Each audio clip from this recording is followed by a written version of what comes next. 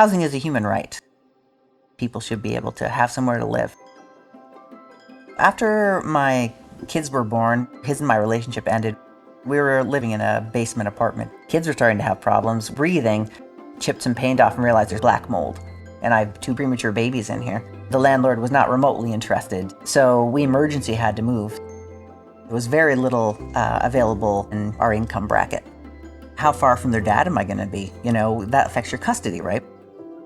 We found a Catalyst building was just opening up in Victoria. We were able to get townhouses just a couple of doors down from each other. Being able to be close to their dad in a place where both of us could afford was just, it was incredibly lucky. When the kids were about 8, I wanted to move back to Vancouver because my whole life was here. All my friends were here, my business contacts were mostly here. I'd been here for 30 years, so I just kind of wanted to come back.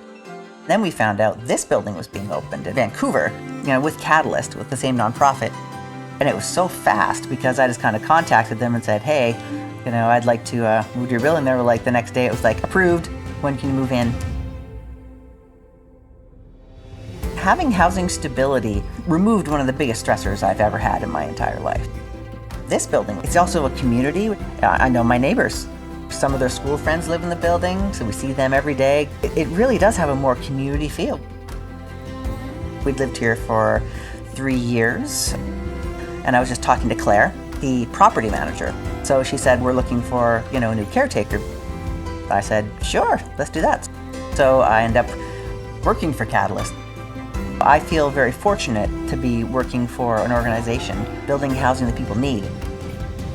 They're trying to provide, something for the community and to create a community so people can feel like they belong somewhere.